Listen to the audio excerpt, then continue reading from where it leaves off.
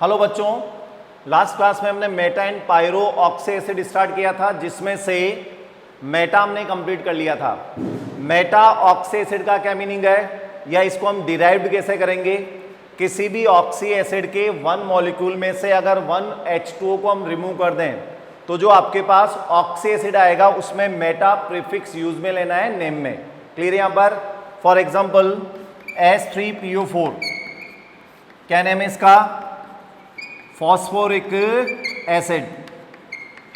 तो one molecule oxy acid में से अगर वन वाटर मॉलिक्यूल को हम रिमूव करें तो माइनस H2O करना है। आपके पास फॉर्मूला क्या जाएगा? HPO3। अब ये भी ऑक्सी एसिड है, और क्यों है ऑक्सी एसिड? क्योंकि यहाँ पर हाइड्रोजन है और ये हाइड्रोजन किससे अटैच होगा? ऑक्सीजन से। तो केवल नेम में आगे हमें क्या लगाना है? Meta prefix. तो इसका नेम क्या हो जाएगा? Meta phosphoric acid. जब हम इससे एनाइन बनाएंगे तो क्या बनेगा? PO3 1 minus. तो यहां भी आपको वही एक एसिड को रिप्लेस किससे करना है? 8 से। तो PO3 माइनस का नेम क्या हो जाएगा? Meta phosphate. क्लियर? अब आते हैं यहां पर, क्या सभी ऑक्सी एसिड से मेटा ऑक्सी एसिड का फॉर्मेशन होगा? नहीं। जैसे H2CO3 इसका नेम होता है कार्बोनिक एसिड। यहां से अगर हम H2O को रिमूव करें तो फॉर्मेशन किसका होगा? CO2 का। अब ये फॉर्मूले से क्लियर हो रहा है कि CO2 क्या नहीं है? Oxy acid. ये ऑक्साइड है या एनहाइड्राइड है? तो सभी ऑक्सी एसिड से मेटा ऑक्सी एसिड बने, ये रिक्वायर्ड कंडीशन नहीं है। बहुत सारे ऑक्सी एसिड ऐसे मिलेंगे जिससे मेटा ऑक्सी एसिड फॉर्म नहीं होगा। क्लियर? अब हम आते हैं यहां पर पायरो ऑक्सी एसिड पर। अब आते हैं यहां पर कि पायरो ऑक्सी एसिड को भी आपको वही इक्वेशन के थ्रू लर्न करना है। तो अगर टू मॉलिक्यूल ऑक्सी एसिड के गिवन हो और इसमें से वन मॉलिक्यूल H2 हम रिमूव कर दें तो नेम में आगे क्या जाएगा? Pyro prefix. तो पायरो ऑक्सी एसिड। क्लियर है यहां पर? और इसमें इंपॉर्टेंट पॉइंट ध्यान में क्या देना है कि जो वाटर रिमूव होगा वो कहां से होगा? 2OH में इंटरेक्शन के थ्रू क्या होगा? वाटर क्या होगा? रिमूव। जो ऑक्सी एसिड गिवन है उसमें 2OH रिएक्शन करेंगे और वहां से वाटर मॉलिक्यूल क्या हो जाएगा? रिमूव, और ऑक्सीजन से दोनों एलिमेंट को हम क्या कर देंगे? कनेक्ट। अब हम आते हैं एग्जांपल पर। H3PO4 क्या नेम है इसका? Phosphoric acid. अब इससे अगर हम पायरो ऑक्सी एसिड बनाए तो बहुत इजीली फॉर्म कर सकते हैं। कितने मॉलिक्यूल लेने हैं फॉस्फोरिक एसिड के? 2। इसमें से वन H2 को क्या कर देंगे? एलिमिनेट। तो अब आपके पास जो फॉर्मूला आएगा वो क्या आएगा? H4P2 और O7। अब इसका नेम क्या होगा? तो फॉस्फोरिक एसिड में आगे यूज में क्या लेना है? Pyro. So name is pyro phosphoric acid. अब आते हैं, इससे अगर हम एनाइन बनाएं तो फॉस्फोरिक एसिड में सारे जो H हैं वो ऑक्सीजन से ही क्या होते हैं? अटैच्ड। तो यहां पर हम सारे H को क्या कर देंगे? यहां पर रिमूव करके एनाइन का फॉर्मेशन कर लेंगे। P2O7 4 minus. क्या नेम होगा इसका? पायरो, और फॉस्फोरिक एसिड से नेम क्या हो जाएगा? फॉस्फेट। ये ऑलरेडी हमने यूज में लिया हुआ है। एक एसिड को रिप्लेस करके यूज में क्या ले लेंगे यहां पर? 8। तो पायरो फॉस्फेट। क्लियर है यहां तक? तो बहुत इजी है पायरो ऑक्सी एसिड को आइडेंटिफाई करना। केवल आपको ये इक्वेशन लर्न करनी है, आप इजीली आंसर दे देंगे। क्लियर? Getting it? अब हम पायरो ऑक्सी एसिड में क्वेश्चन से इसको स्टार्ट करते हैं। आपके लिए एक कंपाउंड है CaH2O7 और इसका आपको नेम बताना है, IUPAC नेम। तो सबसे पहले हम क्या करेंगे? जो प्रोसीजर है उसको फॉलो करना है कि केटाइन और एनाइन को हम आइडेंटिफाई करें। कैल्शियम पे चार्ज कितना है? 2+। H2O7 पे चार्ज कितना होगा? 2-। केटाइन के नेम में कोई प्रॉब्लम नहीं है, कैल्शियम नेम आ ही जाएगा, एलिमेंटल नेम जो है। अब आते हैं एनाइन का नेम हमें पता नहीं है, तो हम क्या करने वाले हैं? इस एनाइन का ऑक्सी एसिड बनाएंगे। तो 2- गिवन है, 2 हाइड्रोजन अटैच करने पर H2S2 और O7। अब ये सल्फर का ऑक्सी एसिड आ रहा है, पर आपने जो सल्फर के ऑक्सी एसिड स्टडी किए हैं वो कौन कौन से हैं? H2SO4 and H2SO3, sulphuric acid and sulphurous acid. अब ये आइडेंटिफाई कैसे करें कि ये जो ऑक्सी एसिड गिवन है कौन से ऑक्सी एसिड से डिराइव्ड है, तो जो वे है वो है ऑक्सीडेशन नंबर। यहाँ पर H2SO4 में +6 है और H2SO3 में +4। यहाँ अगर हम काउंट करेंगे तो -14 आ जाएगा। 7 ऑक्सीजन के लिए, 2 हाइड्रोजन के लिए 2+, तो जब हम 2 सल्फर के लिए काउंट करेंगे यहाँ पर तो आंसर क्या जाएगा +6। इसका मीनिंग क्या हुआ, ये जो H2S2O7 है ये सल्फ्यूरिक एसिड से डिराइव्ड है, तो इसका नेम हमें पता है सल्फ्यूरिक एसिड। अब हम आते हैं H2SO4 से ये कैसे फॉर्म हुआ, तो हमें आइडिया लग गया होगा कि इसको अगर हम डबल करें और फिर H2O को क्या करते हैं यहाँ पर रिमूव, तो फॉर्मेशन किसका हो जाएगा H2S2O7। तो इसका नेम क्या होगा पायरो सल्फ्यूरिक एसिड। और अगर ये पायरो सल्फ्यूरिक एसिड है तो एनाइन का नेम क्या हो जाएगा पायरो सल्फेट। तो नेम क्या हुआ इसका कैल्शियम पायरो सल्फेट। तो ये बार बार मैं आपको क्लियर कर रहा हूं कि जो भी हमें आंसर देना है एनाइन का वो उन 15 ऑक्सी एसिड से ही देना है, हमें H2S2O7 को भी डायरेक्ट याद नहीं रखना है। इसके नेम को हम इजीली डिराइव किससे कर लेंगे सल्फ्यूरिक एसिड से। क्लियर है यहाँ पर। अब आते हैं पायरो सल्फ्यूरिक एसिड की स्ट्रक्चर क्या होगी, तो हम स्ट्रक्चर का भी आंसर दे सकते हैं क्योंकि सल्फ्यूरिक एसिड की स्ट्रक्चर आपको पता है। तो सल्फ्यूरिक एसिड की स्ट्रक्चर क्या होगी 2 ऑक्सीजन डबल बॉन्ड से और 2 ऑक्सीजन सिंगल बॉन्ड से सल्फर से क्या होंगे अटैच्ड। अब ऑक्सी एसिड कितने लेने हैं 2 लेने हैं। अब यहां से हमें वाटर क्या करना है रिमूव। क्या बताया था मैंने आपको कि 2OH में इंटरेक्शन होगा और वहां से वाटर क्या हो जाएगा रिमूव। तो अगर हम इसकी डिटेल स्ट्रक्चर पे आए तो पायरो सल्फ्यूरिक एसिड की डिटेल स्ट्रक्चर ये होगी।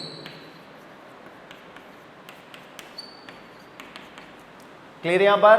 तो हम इजीली किसी भी पायरो ऑक्सी एसिड की स्ट्रक्चर भी बता सकते हैं और बताएंगे कहां से ओरिजिनल ऑक्सी एसिड से ही। क्लियर। अब हम आते हैं नेक्स्ट क्वेश्चन पर। आपको इस कंपाउंड का नेम बताना है CS2H2P2O5। सबसे पहले वही केटाइन और एनाइन को आइडेंटिफाई कर लें। सीजीएम प्लस गिवन है तो केटाइन पे टोटल चार्ज कितना होगा 2+, तो एनाइन पे क्या हो जाएगा 2-। अब सीजीएम प्लस के लिए तो नेम क्या हो जाएगा एलिमेंटल नेम डायरेक्ट सीजियम। अब आते हैं एनाइन के नेम पर। हमें एनाइन का नेम डायरेक्ट पता नहीं है तो हम क्या करने वाले हैं, सबसे पहले इस एनाइन का क्या बनाएंगे ऑक्सी एसिड। 2- गिवन है तो 2 हाइड्रोजन और अटैच कर दें H4P2NO5। क्लियर है यहाँ पर। अब ये फॉस्फोरस का ऑक्सी एसिड है पर आपने जो स्टडी किए हुए फॉस्फोरस के oxy acid H3PO4 H3PO3 and H3PO2। Phosphorus कितने ऑक्सी एसिड बनाता ओरिजिनली 3। तो अब हमें ये रिलेट करना पड़ेगा कि ये कौन से ऑक्सी एसिड से डिराइव्ड है और इसका वे क्या रहेगा ऑक्सीडेशन नंबर +5 +3 एंड +1। यहाँ पर अगर हम ऑक्सीडेशन नंबर काउंट करें तो 5 ऑक्सीजन के लिए -10, 4+, तो 2P2 के लिए कितना आ जाएगा +6, 1 के लिए क्या जाएगा +3। इसका मीनिंग क्या हुआ ये किससे डिराइव्ड है H3PO3 से। अब ये हमें आइडिया लग गया अगर दोनों के फॉर्मूले को देखें कि इसको डबल करके -H2O कर दें तो आपके पास क्या जाएगा H4P2O5। इसका नेम हमें पता है फॉस्फोरस एसिड। क्लियर। तो अब इसका नेम क्या हो जाएगा पायरो फॉस्फोरस एसिड। तो जो एनाइन बनेगा उसका नेम क्या हो जाएगा सीजियम पायरोफॉस्फाइट। अस एसिड को रिप्लेस किससे कर देंगे आइड से। अब यहां पर सारे हाइड्रोजन आपने रिमूव नहीं किए, उसका रीजन क्या है अगर आपको याद आ रहा हो ये 2 एग्जांपल इंपॉर्टेंट थे 15 ऑक्सी एसिड में जिनमें सारे हाइड्रोजन हम रिमूव नहीं करते एनाइन फॉर्मेशन में। और जब हम इसकी डिटेल स्ट्रक्चर पे जाएंगे तो आपको आइडिया भी लग जाएगा। फॉस्फोरस एसिड की स्ट्रक्चर क्या होती है P double bond O। Start किससे करते हैं 2 ऑक्सीजन के साथ 2H आ जाएंगे और एक H अटैच किससे होगा, P से। कितने फॉस्फोरस एसिड लेने हैं, 2। अब हम वाटर कहां से रिमूव करेंगे, तो H और OH यूज में नहीं आएगा, 2OH में इंटरेक्शन के थ्रू क्या होगा, वाटर को क्या कर देंगे यहां पर, एलिमिनेट। तो जो पायरो फॉस्फोरस एसिड इसकी स्ट्रक्चर क्या आएगी,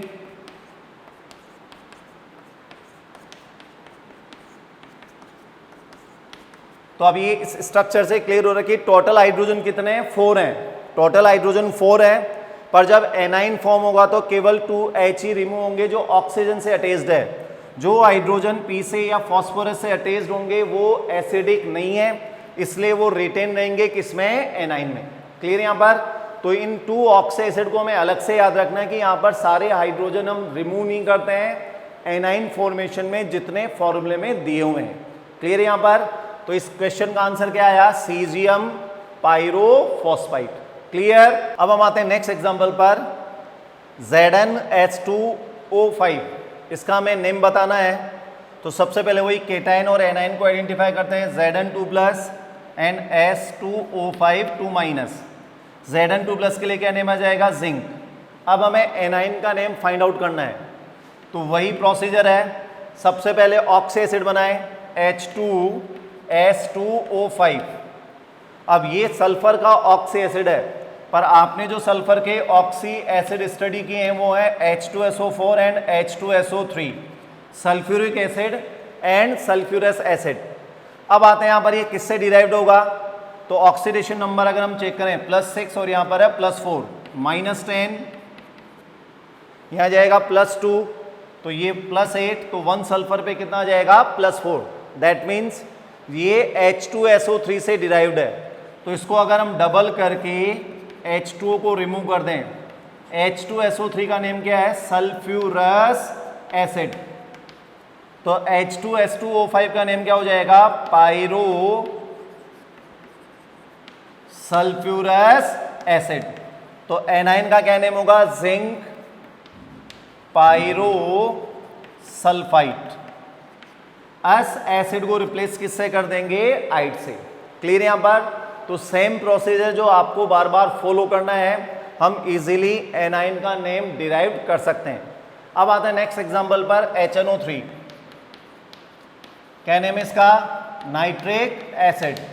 इसको अगर हम डबल करके 1 वाटर मॉलिक्यूल को क्या करें यहां पर, एलिमिनेट, तो फॉर्मेशन किसका होगा, N2O5। अब ये पायरोनाइट्रिक एसिड नहीं है, उसका रीजन क्योंकि यहां पर हाइड्रोजन एब्सेंट है फॉर्मूले में, तो ये ऑक्साइड या एनहाइड्राइड होगा। तो मेटा की तरह ये क्लियर है कि सभी ऑक्सी एसिड से पायरो ऑक्सी एसिड फॉर्म हो, ये नेसेसरी नहीं है। बहुत सारे ऑक्सी एसिड ऐसे मिलेंगे जिससे आपको पायरो ऑक्सी एसिड नहीं मिलेंगे, बल्कि क्या फॉर्मेशन हो जाएगा, ऑक्साइड का और एनहाइड्राइड का। और ये आइडेंटिफाई भी बहुत इजीली हो जाएगा कि फॉर्मूले में हाइड्रोजन क्या होंगे, एब्सेंट। क्लियर है यहाँ पर। तो हमने meta and pyro oxy acid complete कर लिए हैं। अब हम आते हैं इनऑर्गेनिक नोमेनक्लेचर के नेक्स्ट पार्ट पर। अब हम आते हैं कुछ इंपॉर्टेंट एनाइंस की नेमिंग पर। OH-, क्या नेम है इसका, हाइड्रोक्साइड। नेक्स्ट है CN-, इसका नेम है साइनाइड। ये हमें अलग से ही याद रखने हैं। ये अभी तक हमने जो एनाइंस देखे थे उनमें तो सिस्टमेटिक था, पर ये एनाइंस ऐसे हैं जिनके नेम आपको डायरेक्ट याद रखने हैं। तो जैसे जैसे हम यूज़ में लेते जाएंगे वैसे वैसे आपको ये लर्न भी होते जाएंगे। जैसे हाइड्रोक्साइड ऑलरेडी आपने यूज़ में लिया होगा तो ये आपको याद भी होगा, साइनाइड भी हमने यूज़ में लिया हुआ होगा तो इसका नेम भी आपको याद होगा। नेक्स्ट वन है NH2-, इसका नेम होता है अमाइड। अब हो सकता है जैसे ये आपके लिए न्यू हो, पर जैसे जैसे हम इसको यूज में लेंगे इसका नेम भी आपको लर्न होता जाएगा प्रैक्टिस से। नेक्स्ट वन है CH3COO-। अब इसका नेम हम डिराइव किससे करेंगे, इसके एसिड से, CH3COOH। इसका नेम होता है एसिटिक एसिड। अगर ये एसिटिक एसिड है तो एक एसिड को रिप्लेस किससे कर देंगे, 8 से, तो नेम क्या जाएगा, एसीटेट। नेक्स्ट आता है C2O4 2-। इसका अगर एसिड देखें तो H2C2O4 ऑक्जेलिक एसिड, इसका डिटेल फॉर्मूला COOH। तो अगर ये ऑक्जेलिक एसिड है तो एनाइन का नेम क्या हो जाएगा? एक एसिड को रिप्लेस किससे कर देंगे? 8 से, सो ऑक्जेलेट। नेक्स्ट आता है H2O3 2-, इसका नेम हम कैसे बनाने वाले हैं? तो सबसे पहले इसका ऑक्सी एसिड बनाते हैं H2H2O3। ये डिराइव्ड किससे होगा? H2SO4 से। H2SO4 में अगर हम एक ऑक्सीजन को सल्फर से रिप्लेस कर दें तो ये फॉर्मूला आ जाएगा आपके पास। ऑक्सीजन को रिप्लेस किससे करना है? सल्फर से। इसका नेम है सल्फ्यूरिक एसिड। जब हम ऑक्सीजन को सल्फर से रिप्लेस करते तो यहां पर थायो प्रीफिक्स आ जाएगा, तो इसका नेम क्या होगा? थायो सल्फ्यूरिक एसिड। H2S2O3 का नेम क्या आ गया? थायो सल्फ्यूरिक एसिड। तो ये कहां से आया? सल्फ्यूरिक एसिड से। वन ऑक्सीजन को सल्फर से रिप्लेस करने पर तो एनाइन का नेम क्या हो जाएगा? थायोसल्फेट। क्लियर?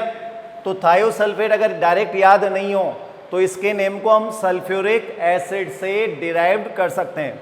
नेक्स्ट वन है MnO4-। अब MnO4- डायरेक्ट याद नहीं आ रहा होगा पर KMnO4 आपको याद आ रहा होगा। KMnO4 का नेम होता है पोटेशियम पर मैग्नेट। तो MnO4- का नेम क्या हुआ? पर मैग्नेट। क्लियर है? यहां पर यहां मैग्नीज +7 ऑक्सीडेशन स्टेट में है। MnO4 2- में जाएंगे तो यहां पर ये +6 में है। अब हाईएस्ट OS में यूज में क्या लेते हैं? पर प्रीफिक्स। इसको यहां से रिमूव कर देंगे +6 में तो नेम क्या होगा? मैग्नेट। क्लियर है? यहां पर तो दोनों को हमें रिलेटिवली याद रखना है। MnO4- पर मैग्नेट, ये ऑलरेडी हमें याद है, उसी से किसका नेम आ जाएगा? मैग्नेट का। नेक्स्ट वन है Cr2O7 2-।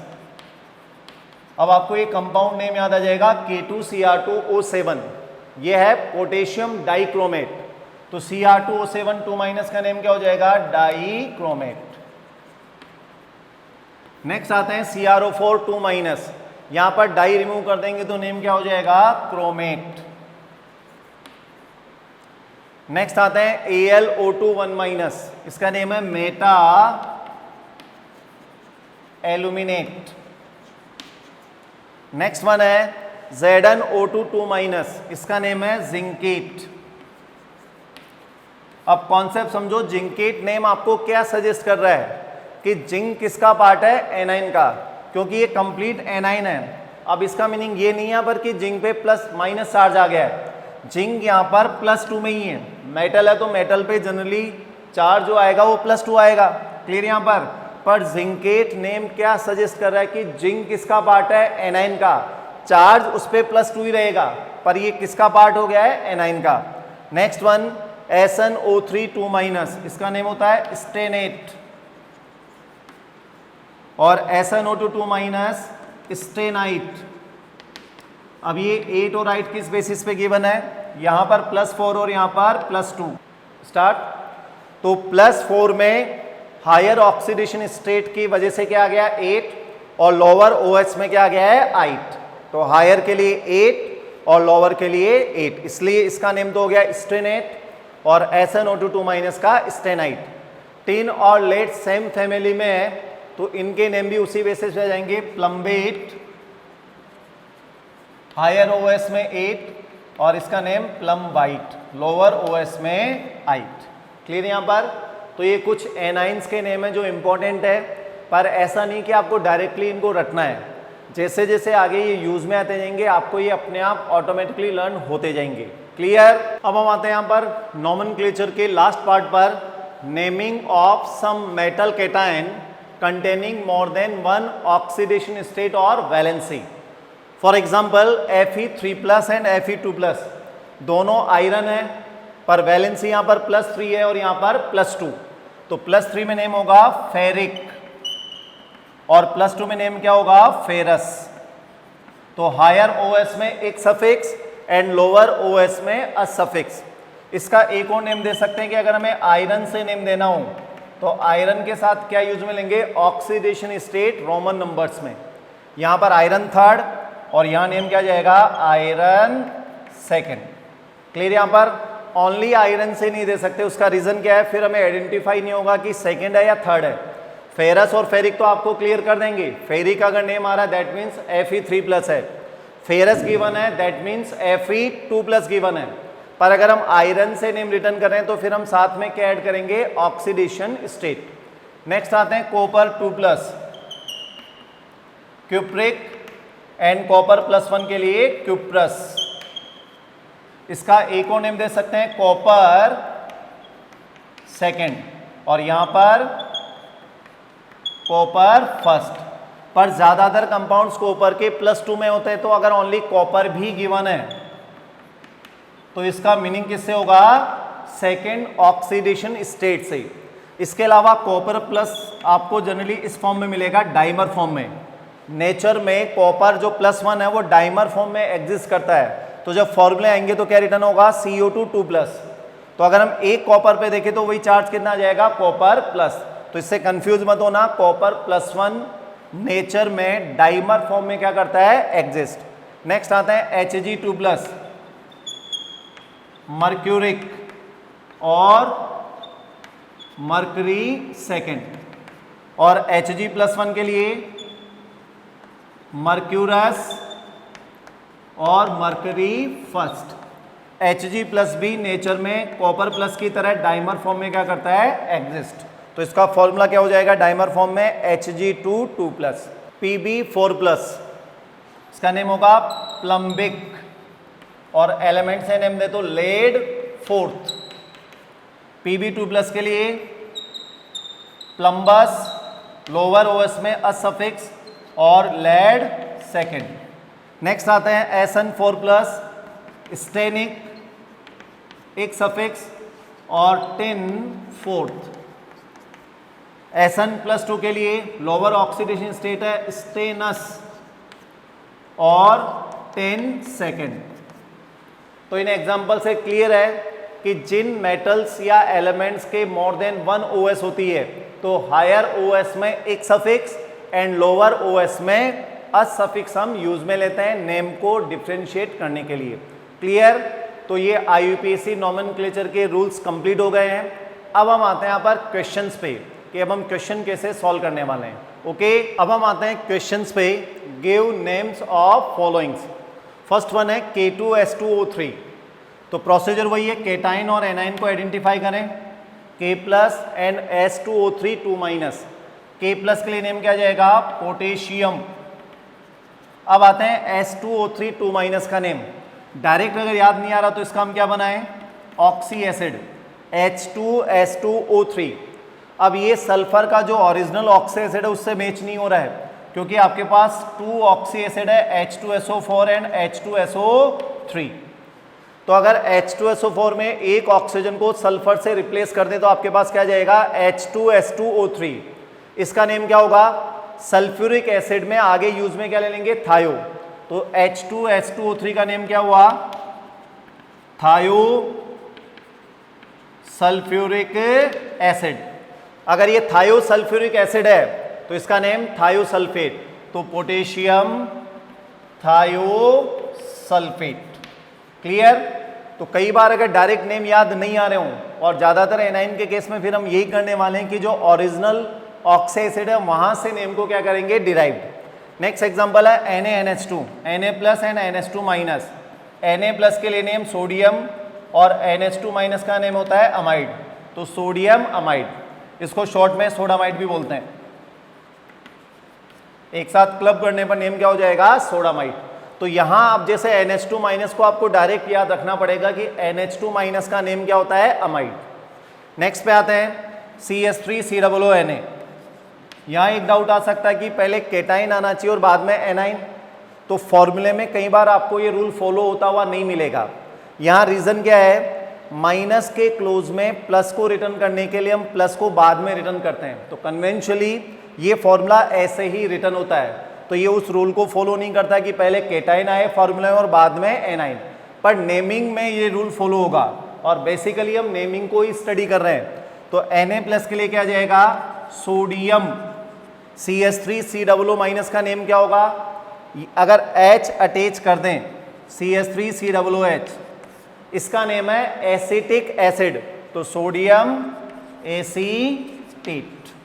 क्लियर है यहाँ पर। अब आते हैं नेक्स्ट एग्जांपल पर, Ag2C2O4। यहाँ पर अगर हम देखें तो Ag पे +1 है, C2O4 पे 2-। Ag+ के लिए एलिमेंटल नेम क्या आ जाएगा, सिल्वर। C2O4 2- का नेम, अगर इसका हम एसिड देखें H2C2O4, इसका नेम है ऑक्जेलिक एसिड, तो silver oxalate. Clear. Next example है K2MnO4। K पे प्लस है, MnO4 पे 2-। अब यहाँ ये +6 है, +7 में नेम क्या होता है, परमैंगनेट, तो इसका नेम क्या हो जाएगा, मैग्नेट। K+ के लिए पोटेशियम और मैग्नेट। क्लियर। नेक्स्ट है Na2CrO4। Na+ के लिए सोडियम और CrO4 2- के लिए क्रोमेट, तो sodium chromate. Next one KHCN, K+ and HCN-। K+ के लिए पोटेशियम, HCN- का नेम होता है थायोसाइनेट, तो इसको भी हमें याद रखना है, इस एनाइन का नेम डायरेक्ट, HCN- का नेम है थायोसाइनेट। Next one FeCl3। अब यहाँ Fe+3 में है ferric chloride. Next one CuSO4, cupric भी दे सकते हैं, पर जो जनरली आता है वो कॉपर अगर गिवन है तो वो सेकेंड ऑक्सीडेशन स्टेट के लिए आएगा, तो copper sulphate. Next one SnCl2, यहाँ 10+2 में है स्टेनस क्लोराइड। क्लियर है यहाँ पर। तो ये 10 एग्जाम्पल के सॉल्यूशन आपके पास आ गए हैं, तो हम बहुत इजीली अगर प्रैक्टिस करें इनऑर्गेनिक नोमेनक्लेचर की, तो हम इजीली इनऑर्गेनिक कंपाउंड्स का नेम दे सकते हैं। क्लियर। अब आपके लिए फाइनली एक होमवर्क है, यहाँ पर 12 कंपाउंड्स हैं, इन 12 कंपाउंड्स के आपको नेम बताने हैं। फर्स्ट वन है MgZnO2, सेकेंड वन है NaAlO2, थर्ड वन है Na2Cr2O7, फोर्थ वन है CaIO4 ऑल ट्वाइस, फिफ्थ है NaAu, सिक्स है Al4C3, सेवन है KHSO3, 8 है ZnH2O5, 9 है KPO3, 10 है SrH2O7, 11 है CuBO2 का होल ट्वाइस और 12 है KClO। तो इन 12 कंपाउंड्स के आपको IUPAC नेम बताने हैं, और इस क्वेश्चन को सॉल्व करने से पहले कंप्लीट इनऑर्गेनिक नोमेनक्लेचर एक बार हम रिवाइज कर लें। ऑर्गेनिक नोमेनक्लेचर की तरह यहाँ बहुत ज़्यादा रूल्स रेगुलेशन नहीं है। अगर हम देखें तो केटाइन के नेम में तो कोई रूल्स आए नहीं आपके पास, डायरेक्ट आपको एलिमेंटल नेम यूज में लेने हैं, और जो एनाइंस के नेम है वो भी सिस्टेमेटिक है। केवल लास्ट में हमने कुछ इंपॉर्टेंट एनाइंस देखे थे जिनके नेम आपको डायरेक्ट याद रखने हैं। तो ये पॉइंट क्लियर है। एक बार इनऑर्गेनिक नोमेनक्लेचर अच्छे से रिवाइज करके फिर हम इस क्वेश्चंस को क्या करें, यहाँ पर सॉल्व करें। Okay, thank you.